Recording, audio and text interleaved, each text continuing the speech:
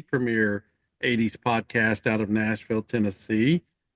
So since he says it, I'll go with it. I think it'll Yeah. work for Well, us we can say that because we're probably the only one in Nashville doing that. So there that we we go. know of, right? That we know of. Yeah. So there we go. Still waiting on YouTube to come up Yes, live sir. here. Up there we go. All right, we are up and we are ready whenever you want to do the intro. Okay, we'll do it, man. Hi, this is Ivan from Men Without Hats, and you're listening live from Nashville to the D&D Dynamite 80s podcast with DC and DH. Live from Nashville, Tennessee, you are listening to the D&D Dynamite 80s podcast with your hosts, DC and DH. So, guys, take it away. All right, ladies and gentlemen, a little different opening there, DC. We didn't have our music in the background, so you might want to check that. So, Okay. but we did have the words. But welcome into another exciting episode of D&D Dynamite 80s, back on our normal Wednesday night. Second show this week. DC trying to overwork me a little bit there. Well, sometimes that has to work out with folks scheduling. Yes, DC, how was your day today? Oh, it was good. Trying to get out of this cold snap. I'm about ready for it to be done with, man. Yeah, I'm ready for It gets summer old. and 80 or 90 degrees again. Yes. Yeah, Hey, we got a exactly. great show in store Yeah. tonight. Yeah. I'm gonna let you go ahead and get our introductions in, and we'll get this one ready to go. Well, let's welcome back first of all our co-host, Tammy Dever. Yes, welcome back, Hey Tammy. guys, From good to be here. Totally Cool 80s. Yeah. We appreciate her support, and we appreciate her jumping into the co-host seat when she feels like she wants to do that for us, and we appreciate it. Yes. So Tammy, there, You know she's it's gonna out be in Austin, Texas area. So Yeah. we appreciate you getting on with us. And But you know it's going to be a we're, great show because we have Tammy on tonight, so folks don't have to listen to us. So it's going to be a great show. But we are honored to have Mr. Steve Spears with us from Stuck in the 80s podcast. Very, very well known podcast. And he's done a lot of cool stuff for a lot of years. So we're going to jump into that and talk about some of those experiences and have a good time talking our favorite topic of all, 80s. So, Steve, how are you? Hey, guys. How you doing? Great to be here. Thank you for we joining us appreciate you tonight. jumping on and doing this with us. Sure, Steve? man. I love to talk the 80s. Anytime I Yeah, check. absolutely. Steve, I got to ask this first. When did the idea get started with you? Because that's a cool story, I guess, for everybody that does this kind of stuff. So back in 2005, I was working at a newspaper in St. Petersburg, Florida, the St. Pete Times, which was at the time the largest newspaper in Florida. And I was working for the internet department, and we were hearing about podcasting. And my boss came to me and said, she came to the whole staff and said, we got to learn how to podcast. We need to learn what this is and how to do it. So I want someone to do like a test podcast, and so we can learn. And so she asked us to pitch ideas, and I said, well, there's only two things I'm really passionate about. One is high school football refereeing, because I was a high school football referee at the time. And she's like, and what else? And I said, well, the 80s, the music, the movies, the pop culture. She's like, there you go. There's the idea. So I grabbed the music critic at the time, who was Gina Vivinetto, and she was about the same age as me. We both went to school in Tampa Bay. So we'd had a lot of the shared same experiences. We both had seen like U2 in concert at the same place on the Unforgettable Fire tour. And I think we'd both seen, Duran Duran and Simple Minds. And so we started doing this show, and we thought we'd do like 5. Like, we'll do 5 and we'll see how it's done and get the ins and outs. And so we started doing them, and then we thought we were kind of okay. We learned what we had to learn, and we started getting emails from around the country and around the world asking us questions or suggesting ideas for shows. And so we just kept doing it, and it became a blog after that, and it just kept going, and it's been 20 years now. So wow, it's lasted twice as long as the decade did. Very true. Very true. What you got, DH or somebody? I ran into some technical issues. My headphones went out. I'm Okay. adjusting. Give me just a second. I don't know if you can hear me or not. Yeah, we can hear you. All right, I'm adjusting everything in.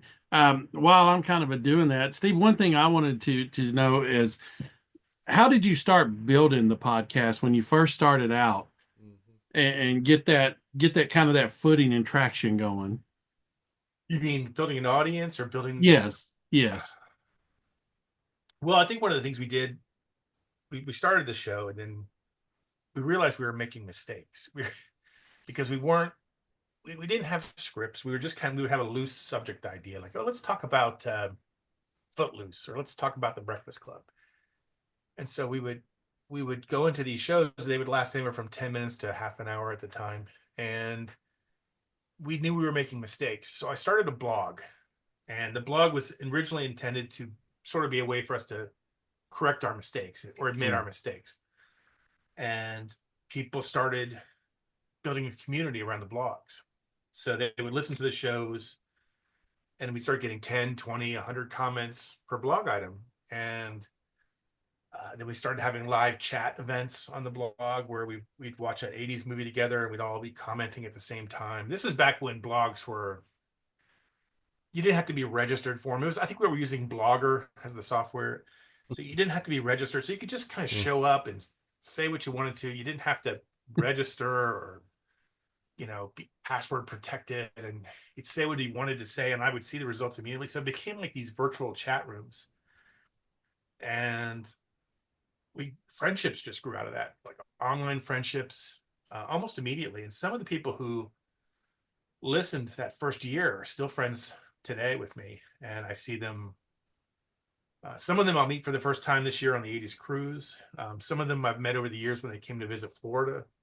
They stopped by. But I think that's one of the things that has been key is, encourage interaction. And when people do reach out and talk to you, be sure to, engage them and, find out what they're into and ask them, hey, give me suggestions, give me ideas, give me feedback, and be, and take it in the spirit that it was intended. Don't be defensive.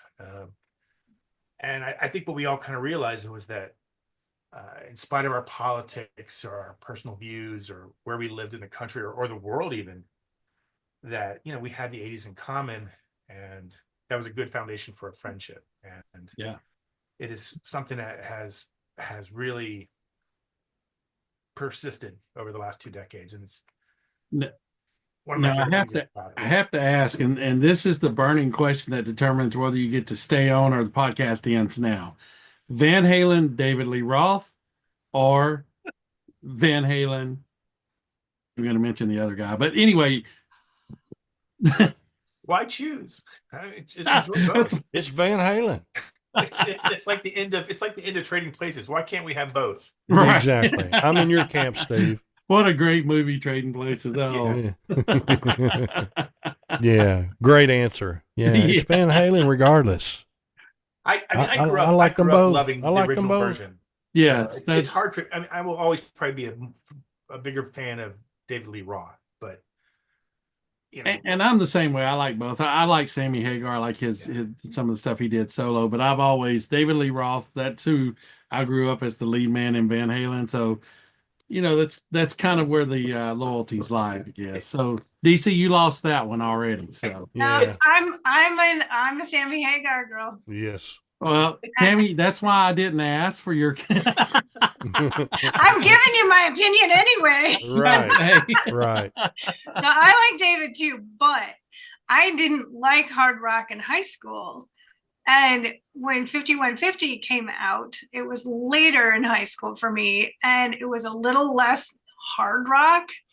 And it just struck a chord, and I loved it. Mm-hmm. So I've grown into Van Halen, and the longer I've liked them, the more I've gone back, and now I like their older original stuff as well. Right. So that's why. But I'm a Sammy over Dave fan because that was my original Van Halen love. Yeah. It's like debating Bon Scott versus Brian Johnson. Right. Yeah. True. That's true. That's very true. Okay, so I have a question. Yeah, go ahead. Go ahead, Tammy. So you were talking about the podcast, and talking about the 80s is entertaining, it's fun, but for some people, your podcast takes on such a deeper role in their lives. And I know you have a few stories of some listeners who have been touched way farther than, hey, this was fun. Yeah, I mean, I guess one of the things we're sort of known for over the last 2 decades is sharing personal stories, whether they're about the 80s or not. And I've always kind of been an open book about,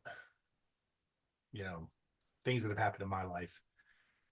And every time I'm unemployed, we do a special segment called Take This Job and Shove It, where we all share our favorite stories about our worst jobs. And it's not really an 80s thing so much. It's just about sharing a story and feeling empathy. And so there have been times, I probably get one a month maybe, but there's been a couple of times where people have written and said, sorry, I haven't been more in touch lately. There's one in particular where a guy had said he and he had just lost his wife. And she had died of cancer, and that she had been going through treatments for quite a while, and the treatments were long and painful and always took place in a hospital bed. And they would listen to a podcast or two every time while they were going through the treatment. And so Stuck in the 80s kind of became the coping mechanism, I guess, as they, fulfilled their, the challenges in their life. And that's, when I hear those stories, that's always, really touching. And he had given me a letter that I could read on the show at one point. And, I'm not doing a great job right now holding it together thinking about it. But when I read the letter on the show, oh my God, I just, I lost it a little bit. And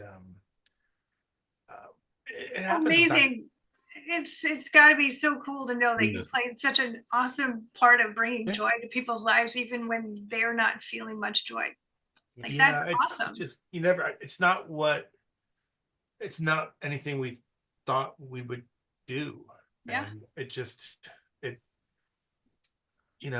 I was just telling Tammy before the show about another listener that we both know, and he's had a couple rough months, and his dad had died, and his aunt had died, and now his partner has cancer, and it's just, it's rough, but it also, it's what kind of powers you when you're having a week where you just don't feel like you want to talk about Sammy Hagar versus David Lee Roth, and someone says, I need a show, Right. So, Sure. Okay, we'll do a show on Excalibur versus Clash of the Titans. So, which we haven't done yet, but I want to. But you never know who that's going to touch base with. And those are the moments that when I'm feeling like I've run out of gas, which happens from time to time. You do something for 20 years. I mean, it's more than a third of my life has been doing the show. There's no relationship I have really that's as long as this podcast. So when you're feeling low on gas and you get an email like that, it means the world. Sure. I got another one to fill in for you too, that I think will be special for you. We interviewed Jesse's girl. Yes. From New York City. Love that. On Monday night. Yeah. And they had such high praise for you. Oh, yes. Especially Mike, the drummer. Oh, Mike's the best. So he wanted me to send out a hi to you there, and hope everything's well with you, kind of thing. And we're gonna miss them on this year's. You're touching people, that's cool stuff. So you knew each other from the cruise. How'd you get involved in the cruise? Yeah, that was going to be coming up. Question. Yeah, it's like when you say Jesse's girl, the first thing that goes through my mind is how much we're going to miss them this year. Because they said that as well. They said that as well. It's hard to imagine the cruise without them. Back in 2015, I had seen Alan Hunter, I think, from MTV had posted something on social about an 80s cruise. And I thought, that's the coolest thing I've ever heard. And so I blogged about it. I put it up on my blog, and the blog at that point, because it was published on a major newspaper site. It got a fair amount of traffic. And I got a call like the same day from the president of ECP, which is the company that does the 80s cruise, and said, thank you for talking about the cruise. We were going to reach out to you anyway to see if you wanted to come and help us. And I was just blown away. I was like, are you kidding? Where do I sign? And so we've been going now for my co-host and I, Brad Williams. He and I are both going on this will be our 9th. So we go every year. We interview a lot of the guests. We interview a lot of the artists who are going to be on the cruise ahead of time. And then on the cruise, we handle all the hosting of the trivia sessions. So we are right now in the middle of finishing up the trivia questions. I think there's 75 or 100 of them for this year's cruise. And so he and I will be talking. We only see each other once a year in person, and that's on the 80s cruise. The rest of the time we're just talking on Zoom or we're talking on the phone. But right now he lives on the other side of the country, right? He lives in LA. Yeah. And he I know works he's sometimes. going through hard times there too. Yeah, our thoughts and prayers are out for them. He just told me today he lives a little bit north of where most of the trouble is, but I guess now there's a fire that just popped up nearby. And so just heard about that tonight. Yeah, something about outside those mountains there. Yeah, he's up in Valencia. So bless all those people. So he's actually working in New York right now and staying in touch with his wife who lives in LA. But we talk 4 or 5 times a day about these trivia questions. And is this one too hard? Is this too easy? We beat ourselves up for like 3 or 4 months every year on the trivia questions. And Steve, one thing I want to comment on, going back and looking, I want to say thank you for making me feel old, because like some of your podcasts, Terminator turning 40, and I'm thinking, man, this seems like it was just yesterday. I'm getting old. Yeah, no, trust me. This year, these last couple of years have really hit hard. Yes. I mean, when I think I was 37 when we started doing this. I'm like 37. I was never 37 years old. Right. How am I 57 years old now? How have I been talking about the 80s for 20 years? But these 40-year anniversaries are really hitting hard. And yes, and I mean, I agree. I mean, I turned 57 this past December, and I tell you what, I'm like a box of Rice Krispies now. When I get up to get started, it's snap, crackle, and pop for the first 10 minutes. So. But then I see that Terminator turning 40 and this turning 40 and that I'm like, oh, what happened? Yeah. I could shake a whole pill case of prescription medicines at you and show you my giant size ibuprofen bottle. And welcome to the 80s pill case. Right. So I'm sitting here. It's a Wednesday night. I'm by myself and I'm drinking Gatorade. So I had Sprite Zero. So there you go. Oh, wow. Yeah. So speaking of your partner, how did that come about? Because you were talking about the lady that was working with you when it started out. So how did he come on board? How did Brad come on board? Over the years, we've had a couple different co-hosts. Oh, okay. Okay. Gina started it with me. She left the company. A friend of hers who was a librarian and a really good 80s fan named Kathy Wass joined for a while, was a co-host with me for a number of years. The pop music critic for the St. Pete Times was Sean Daly, and he was probably the best known co-host for the first 7 years. He and I did a lot of shows together. During that time, we used to go like once a year or so. We'd go to another city around in the country where an 80s show is. Like if there was like those little 80s festivals where you have 3 or 4 bands playing together like in Las Vegas or California. So we would go to these shows and we would tell Stuck in the 80s fans, hey, we're going to be in LA or Las Vegas. If you want to come and hang with us, we're going to go to this concert. And one of those people was Brad Williams, who lived in Los Angeles. So we met him, maybe 3 or 4 years into the podcast, and we became good friends with him. And when I knew I was going to leave the St. Pete Times and come to Orlando, and Sean wasn't going to be a part of the show anymore, I think it might have been Sean's idea, who said, you should get Brad. Brad's got a good radio voice. and which he does. Everyone has a better radio voice than me. If you listen to all our co-hosts, Tammy has a better voice than me. Chuck Coverly has a better voice than me. Chuck Coverly's got a better radio voice than anybody I know. Yeah. So Brad came on board, and so he's been there. So he is now the co-host who's done the most number of shows with me. And even though we see each other once or twice a year at the most, we just make it work because we talk on the phone almost every day, or we did for a long time. Nowadays, it's more Google Chat or Zoom calls. But we stay in touch. We share stories. We have similar interests in music, and it works. We have slightly different senses of humor, so I think it attracts a nice audience. Yeah.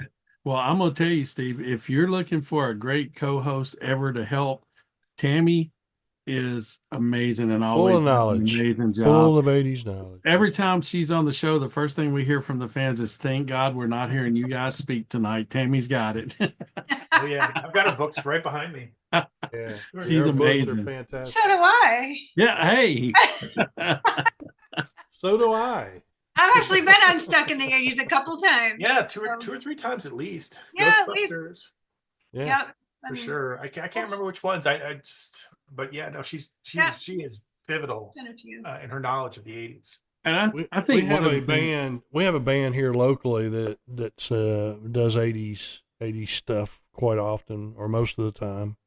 And I great group believe, of great yeah, individuals. they're fantastic friends of ours, and they, I think they're they're in the process. Have they contacted you, Tammy? I meant to ask Yeah, you. we're getting in touch, the Roy Band. Yeah, I know she's got your information. Was planning on doing that, so. So speaking of books, Steve is writing a book. Do tell. Oh yeah.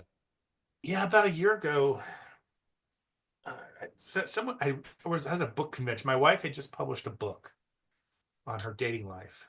She was single until she married me, like into her late 40s, and so she wrote this great book, and about being a single woman and dating in New York City. And she was at a book festival in Tampa, and someone came up and got into a chat and mentioned the podcast because we had mutual friends. And she said, "You should, I can't believe you haven't written a book about your podcast." So I guess for the last year and a half now, I've been writing a book. It's basically a collection of the interviews that I've done, and how those people relate to me, and but with some of the best stories that they told me over the years, and the connections that we made. So I'm about 3/4 of the way through it, and my goal is to have it done by July, which will be the 20th, the actual date of the 20th anniversary of the podcast. I know, Steve, one of the things that DC and I talk about all the time is we're getting ready to start year 5 in March, and it's just the amazing amount of people that we've got to become friends with and talk to. I couldn't imagine over 20 years, and this is going to be I probably couldn't say one, but maybe give us like your top 5 that you can think of right now of interviews that you've done. Do you remember the movie Valley Girl? Yes. Oh, very well. Yeah. What is it? Totally. So Deborah Foreman was the star along with Nicolas Cage in Valley Girl. And it was always one of my favorite movies growing up. And about 2009, I had just come out of a relationship that had played out a little bit on the podcast. She was a host on the podcast. She was somebody I had met at a Stuck in the 80s party. And the relationship ended about 9 months in, and real awkwardly and painfully. And so we said, we have to do a show about it. Like you talk about her as a girlfriend during the podcast, you have to talk about the end of the relationship. And so we had this idea to do a show about breaking up in the 80s and share our stories about our favorite breakup scenes from movies and songs about breaking up. And I thought it can't just be this navel gazing thing. It needs to have something more. So I reached out to Debbie Foreman via email, and I sent her this. I didn't know her. I found her contact. She was a Pilates teacher in Beverly Hills at the time. Wow.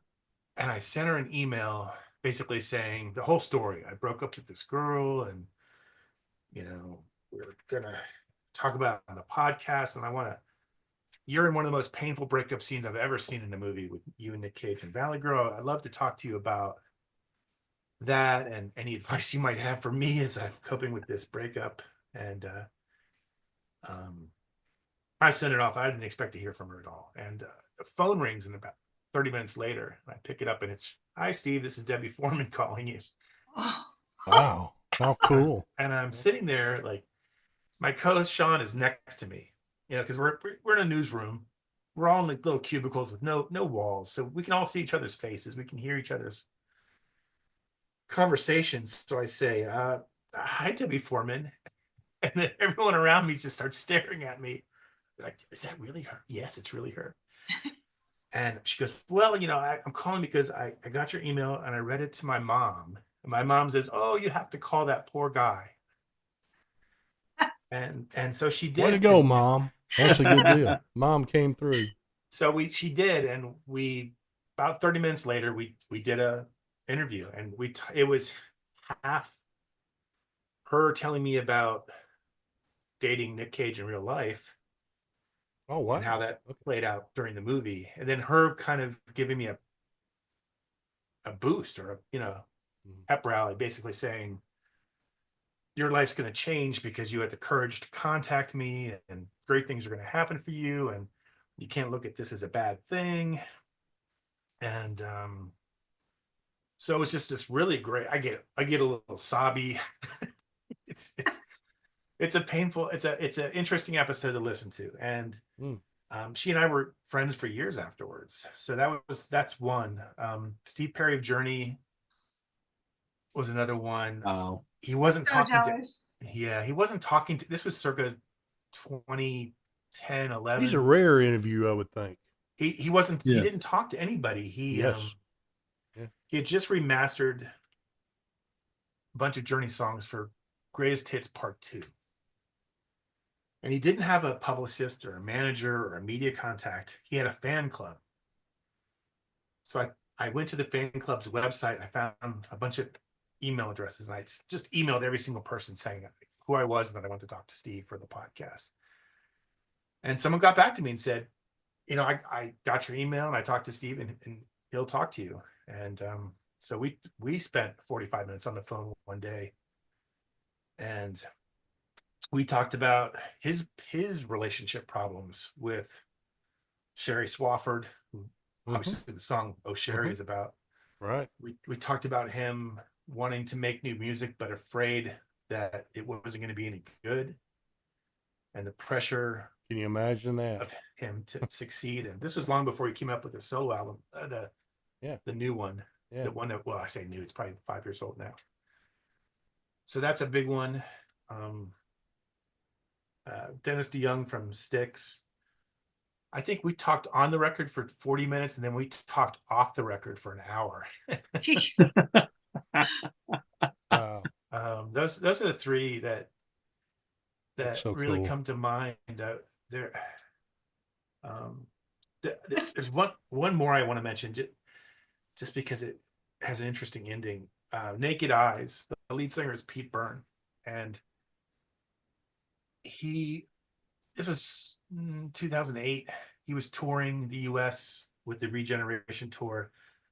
I saw him in Las Vegas, great show. At the end of the tour, he was going to be in Tampa Bay.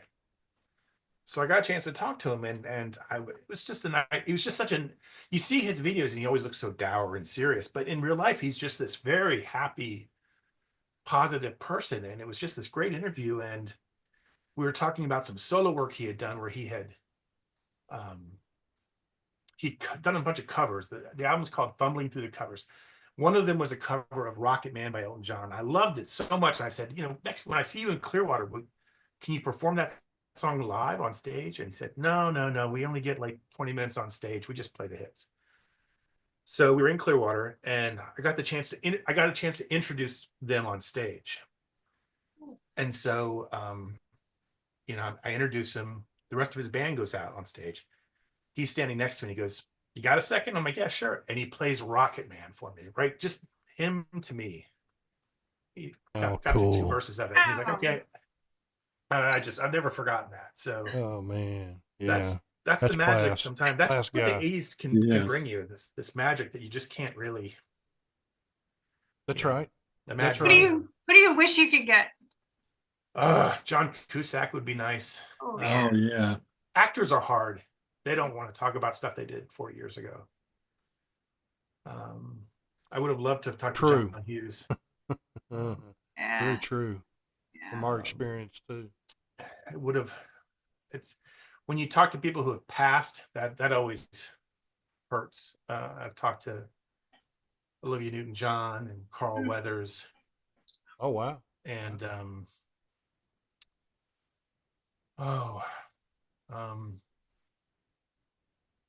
couple others, and there's a whole chapter in the book about those who've passed and the stories I have about them. And Yeah, I can't wait to get that when it comes. Yeah, out. I can't wait for the book to come out. That's going to be awesome. So I'm going to steal one of Tammy's questions. Now you have to realize DC and I are not talented at all. We're not very good at this. So No. what advice would you have for us except hang it up and retire? Don't be afraid to share parts of your life with people.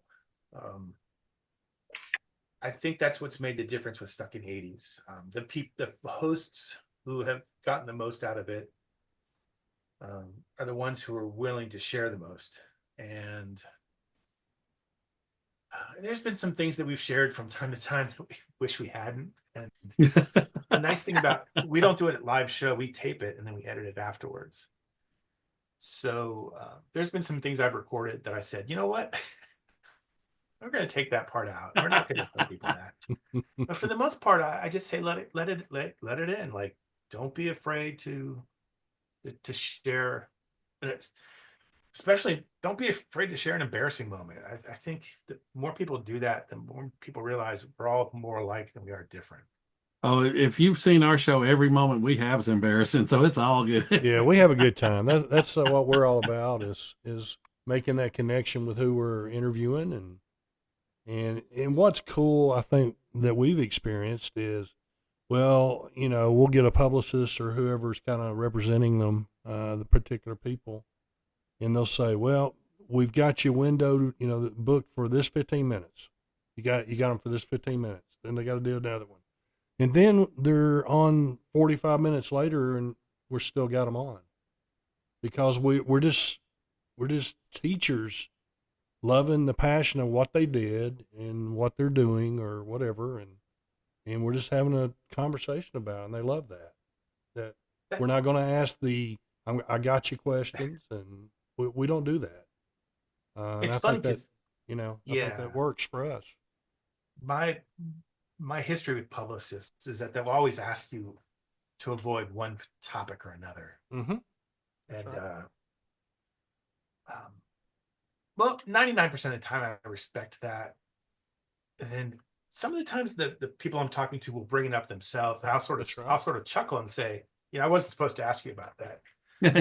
Who told you that? I don't want to say who told me not to, but and they figure it out. Yeah, but, similar. Similar kind of experiences for us. Yeah, no, it's just don't be afraid to share stories. Yeah. For the longest time, we had a rule in the podcast, which is that we weren't going to talk about something unless we had some sort of personal connection or story. So we're not going to talk about the movie Brazil on the podcast because I have nothing personal to share about Brazil or hell, we've never done a podcast on ET for that matter. But there has to be that connective tissue in there. There has to be that thing that you can say that the listener goes, I totally understand what he's saying. Get that. I get that. Like anybody can look up the trivia and recite it like a book report, but to be able to share the connection, that's what it's all about. Yeah, it's like, like when you go back and like if I name certain movies, I bet we could all reflect on either the first time we seen them or who we were with when we saw a certain part of the movie, like Beverly Hills Cop or, Revenge of the Nerds. You start naming those movies and it just takes you back. I can tell you, where I was or where I seen it at.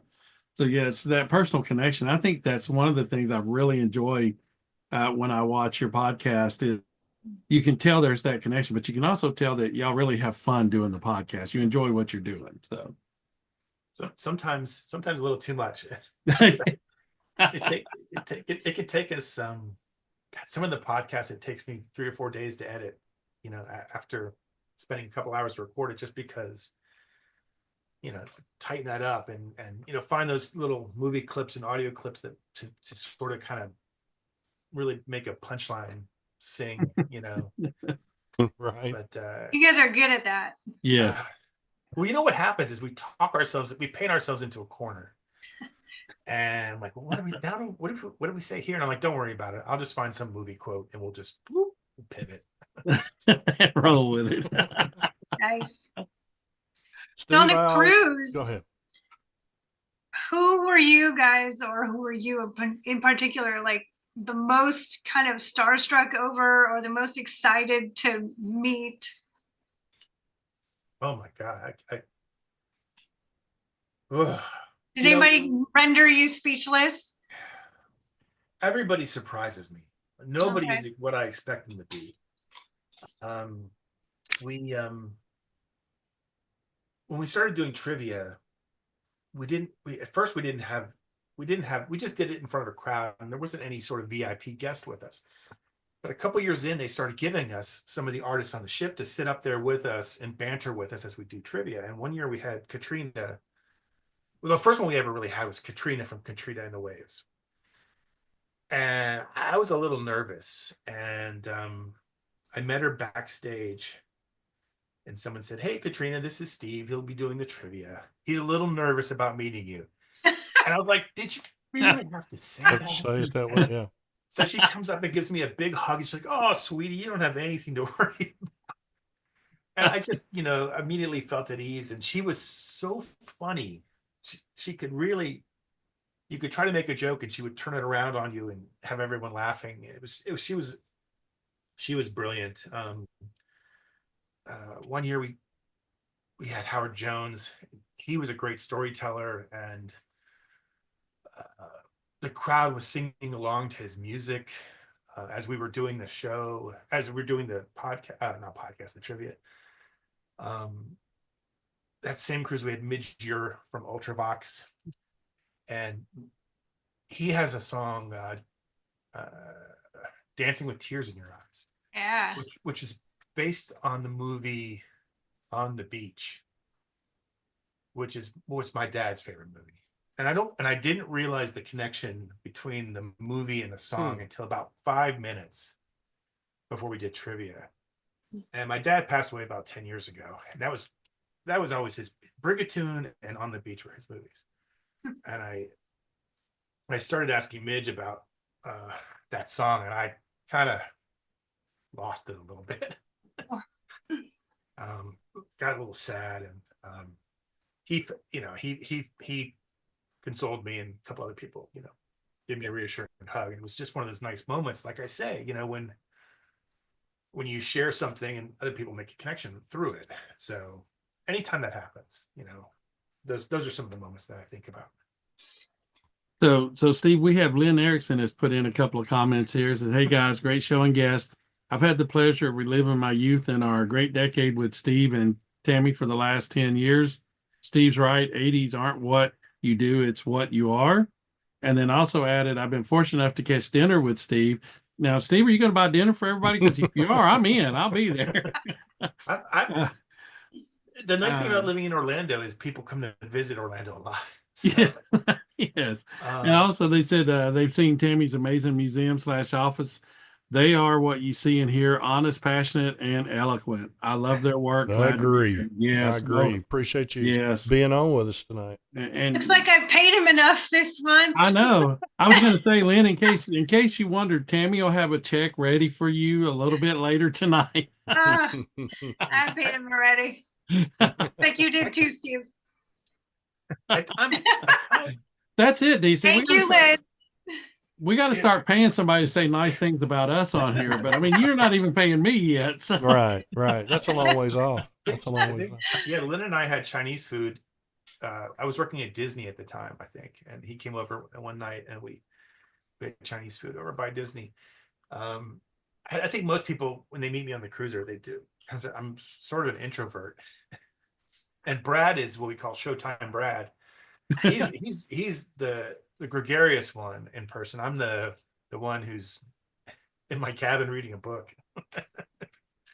So now, Steve and Tammy, Lynn said add a couple of zeros to the next check. Not after the decimal, before the decimal. No, I'm adding them after. Lynn's the best. We Lynn appreciate it, Lynn. Appreciate you joining in with us, sharing and being a part. So Steve, have you and Brad ever fought over anything, especially like the podcast? You ever gonna fight? Oh, that's a great question.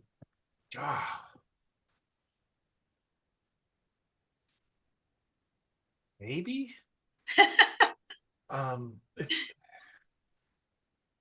Brad's listening, going, "Don't you remember that time?" He might be listening. I don't know if he's online or not.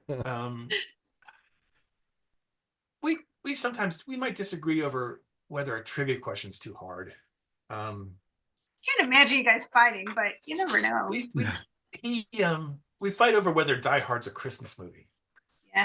Oh, okay. I got to know what's everybody's. Let's do votes on that. What's everybody's vote on that? Is Die Hard a Christmas movie? Yes. I say no. DC? I'm torn. Oh, come on. He's in his non-committal phase of the show. They talk about the Christmas party. They have the season greeting sticker where the guy has it on his gun, and the whole thing is during a Christmas party throughout it. So yeah, it's about the Christmas party. It's why he's there, and so I guess I have to go with it. Robbie S says yes as well. So I guess I'm outvoted tonight, but I'm still right. That's okay.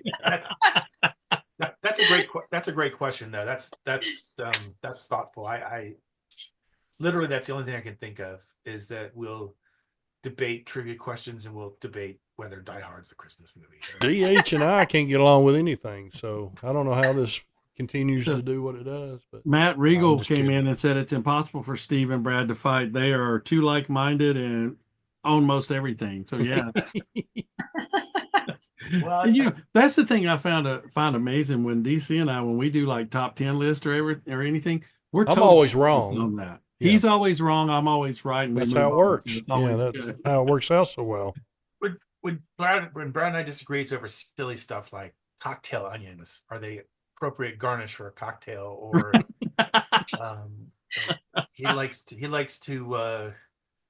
he eats more red meat than I do, or he jogs for exercise, whereas I would never jog unless my house were on fire. But little tiny things like that. Steve, one of the questions we love to ask our guests, and this is going to be a good one for you as well. Why is this 80s decade thing? It doesn't matter what age it is. Why is this so popular and sticks around to be so strong? It's a question I ask people a lot when I interview them. I think the first person we ever asked was Rick Springfield. We interviewed him in person one time, backstage before a show in Clearwater, back in like 2007, I think it was. And he was sitting there with a glass of wine. We were asking him that question, and he said something about, I think, to paraphrase his answer, it was something like, it was the last period of time when we felt like we were in control of the world. Yes, there was a threat of nuclear war, but we felt like we still had our fingers on the button, not somebody else's fingers. And that was the era of innocence that we haven't had since. I've asked people since then and how it survived for so long. Like, why is it still resonating today? I was talking to a movie director one time about it, and he said, what you don't realize is that Hollywood is full of people our age right now who grew up in the 80s and whose DNA was formed during that decade. And so they're they're reliving their past. It's what they know best. And at the same time, they're trying to continue it and give their children a taste of it, which is why you get these remakes now of, the new Ghostbusters, or you have the Footloose remake or the Top Gun Maverick. Everybody today wants their kids to relate to the 80s the same way we did, and for it to be special to them. And I think that's combination of those two answers. I do think it's going to end, and at some point, and eventually Hollywood will roll into the control of the people who were more brought up in the 90s and beyond. I just don't think there's going to be the same nostalgia for that time period. I don't think it's as distinguishable. I think up until the 80s, every decade had its own strong identity. The 60s, the 50s, the 60s, the 70s, the 80s. I don't know that 90s kids are going to want to go see a reunion of the Spin Doctors anytime soon. Or I don't know. I don't think the 90s were a bad decade. They don't have that same feel to them. There's not the John Hughes movies, the Breakfast Clubs, the U2s. 16 Candles. The 90s don't have Live Aid. They don't have the US Festival. They don't have the MTV. MTV was becoming a shadow of itself come the 90s. So I think those are a lot of the little parts to a bigger answer. Little things. Yeah. And Lynn has popped in with two questions, one for Steve and one for Tammy. So Steve, I'm going to start with yours. Lynn wants to know, what is the best Sean Daly loose cannon moment you remember where he said 1 or 10 things too much?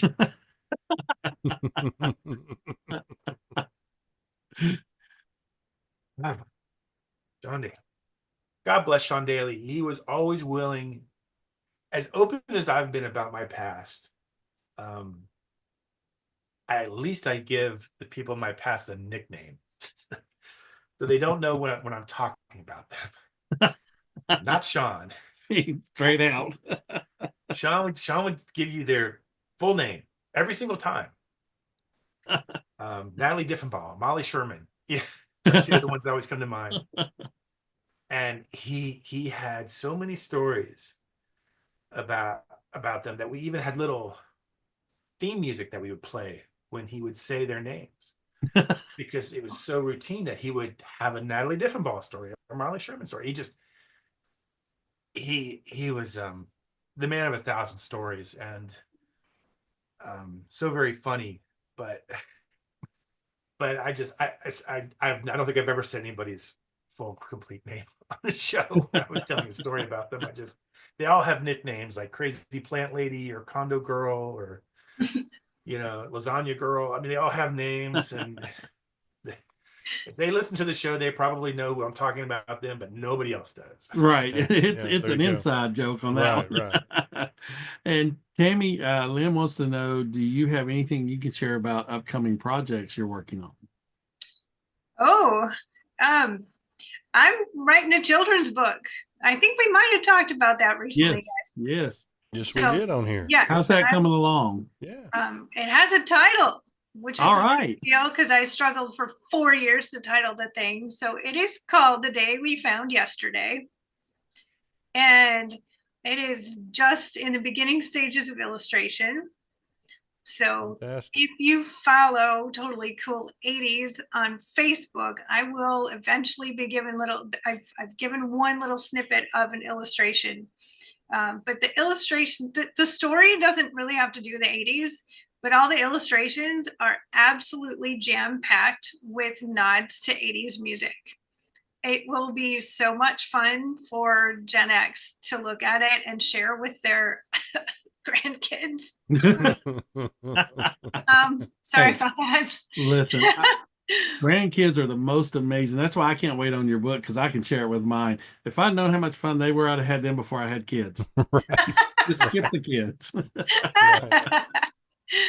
Oh, wow. That's what's in the works. Matt has come in and he's got a great answer too. He says the 80s were all encompassing music, TV, movies, and culture. Other decades have had facets of those, but not all like the 80s did. 80s was kind of that Great point. total. I mean, it was that total feeling. And Steve, kind of what you referred to, I think really that was the last time that everybody felt like they were in control of their own little realm. Now with social media and everything else, I mean, if something happens around the world, it's out there constantly, and it seems like there's constantly things going on. Where back then it was like you kind of focused in on your area, and you would listen to the national news maybe once a week or once a month, maybe. Yeah. Speaking of Matt, by the way, I have his little Spearsy gift is over there. I don't know if you can see it, but it's right there. I don't know, that he gave me for Christmas. But I remember back the beginning of Stuck in the 80s, Sean Daly and I went. They brought back Captain EO at Epcot. You know, Michael Jackson's Captain EO, and we got invited to be the first people to see it again after it had been away for 10 or 20 years. And Sean and I went and saw it, and we had to write a review for the paper the next day. And there was some line that I think that we wrote about it, and where Michael Jackson sings this song about how we're going to change the world.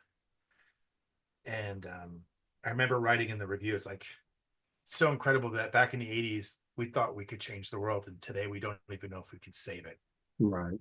And we were driving back and we were writing the story on a little computer as Sean's driving car. And I write that and he's like, we kept it in the story, but it's like, damn, Spearsy, you know how to go dark. But that's essentially kind of how we felt and how I sort of kind of feel, which is, you look back at Live Aid and it's a time where we felt like we changed the world. And today you just kind of throw your hands up and wonder what tomorrow's going to bring. Yeah. You turn on Terminator and you realize it's a documentary. That's a great point. That's a great point. Free and innovative living in the 80s. Yeah. Yes. It's just everything was new and there were a billion different types of music, but they all got played on the same radio station, and we latchkey kids running around with no worries in the world, and it was different. I had hair back in the 80s. I mean, there's just a lot of upsides. Oh, wow. I had bigger hair. There you go. Well, I actually had big, I mean, now I have to turtle wax it instead of get it cut, but it's okay. It's all good. Shine it up. I used to have a glorious mustache. I was like Magnum PI style mustache. Oh, wow. It was Wow. The comb for the stash. Yeah. Yep. Yeah. Oh, wow. Steve, it's been a pleasure. We hope that we hadn't kept you too long, and we appreciate you taking some time with us tonight. No, happy to do it, guys. I appreciate you continuing the much needed nostalgia for a much beloved decade. Yeah, absolutely. Well, like I said earlier, we're nowhere near on the level of what you do, but we have fun trying. So, yeah, we have a good time. Just keep going for 15 more years and you'll be there. 15 more years, I got a feeling I might be 6 foot under, but we'll keep trying. Steve, can you hang there? Oh, please let everybody know how to follow and see all your great podcasts. If you go to our official website's sit80s.com, and if you go there, there's links to how to listen to the podcast. It's on Spotify and Apple Podcasts. We're on Facebook. I think we're at Stuck in the 80s Podcast, and I think we're on X as just Stuck in the 80s. Stuck in the 80s, yes. Okay, all right, very good. Tammy, throw out all your information as well. We're Totally Cool 80s. On Instagram, on X, Facebook, you'll find me at Totally Cool 80s. I've got my totallycool80s.com. And I'll plug my day job because I have TLC book design. So if anybody's doing a book, I'm happy to help you bring that to fruition. So yeah, check her out. And Tammy, I may be contacting you on that because I'm actually starting a book on classroom engagement and expectations. So my doctorate was more on a little bit of something else, and I kind of wrote a book there, but I never did anything with it. So I may be contacting you on that. Do that. Let's chat. Okay. You bet. Sounds great. All right, very good. If you guys can hang in there, we'll wrap it up. You can stay with us. Yeah. All right. Go ahead there, DA. This is the part of the show I have to put my bifocals on for because I got to read from the list. All right, ladies and gentlemen, that's going to do it for another episode of D&D Dynamite 80s. Our guests, Steve and Tammy, both, thank you so much for joining us. Remember, you can find us on Anchor, Spotify, Breaker Radio, Radio Republic, YouTube, Twitter, Instagram, on the TikTok, or now X. I'll still say TikTok, though. Facebook and our website, Google Podcasts, all D&D Dynamite 80s. Shout out Nashville Voyager Magazine and Canvas Rebel Magazine have both done articles on D&D Dynamite 80s. I'm not sure why, but we appreciate it. And also, we are members of Canyon Star TV, so we are a part of their family. So you can find our show on the Canyon Star TV app. They have a lot of amazing entertainment on there, so check that out. Who would ever thought, DC, our faces would be on TV? Well, I don't know. When I was about 6, my mom told me you got a face for radio, and I don't know. I don't know what happened. She was wrong. Yeah. All right, ladies and gentlemen, as I always end off before I send it over to DC, remember, always be kind because it doesn't cost anything extra to be kind to each other. DC? Amen. Let's get sponsors in real quick. All right. D&D Dynamite 80s would like to thank their sponsors, Hudson's Flags and More, Nesting Project of Smyrna, Tennessee, PJG Marketing, Totally Cool 80s, Charlie Bubbles Cares for Kids, Jackie's Creations on Facebook, Riley Rhodes Art Designs at RileyRhodes.art on Instagram, and the Magic Yarn Project. Yes, yes. You can find all these great folks online. All right, ladies and gentlemen, if you get a chance, if you want to support some great organizations, we are very blessed to be a part with 2 organizations. One, the Magic Yarn Project, and what they do, this is a group of volunteers, and they create headwear and give it free to children that are battling cancer. They do like the Princess, superheroes, all of that stuff. So what an amazing organization. Check them out and help them out. Then also Charlie Bubbles Cares for Kids, our friend the Vooch back here. What they do with this organization is when you make a donation, they provide books for kids that may not be able to afford them. So make sure, help support those 2 organizations. We're very blessed to be part of their family and support those organizations, and we would appreciate it if you're considering giving to consider those organizations. Hey, all right, next week. 8 o'clock start for us because we have to help with our person that's going to be on as a guest. So it's 8 Central Standard Times to 7:30 Central Standard because she's a working person. So she needed a little bit of extra time to be able to get on. But we've tried to have her on a few different times and we finally got it worked out. And she's so excited. Lori Tucker was a print model in the 80s and also did several music videos, including Hot for Teacher. So we're excited about catching up with Lori. She is full of a lot of energy and she's thrilled to be on. So we're going to catch up with her next week. She's going to have some fun stories. Yeah, there'll be some cool stuff to talk about for sure. Yep. So once again, Steve Spears, Stuck in the Age. Check out all their great podcast shows. Yes. Enjoy your cruise and safe in your travels and have a great time with that. And Tammy, always a pleasure. We appreciate you getting in that co-host seat with us. Now, Steve, I'm just going to throw this out. If you get to the time of the cruise and something happens and you need a fill-in co-host, I could be available. Just call us. Yeah, call us. No, DC, one co-host. I would be available. Okay. All right. So, once again, it was a pleasure to meet you, and all the best to you. Good luck with the cruise. Thanks, guys. Really appreciate it. And as DC always leads us out, keep playing those 80s, my friends, and we'll see you next week. See you next week, folks. God bless you.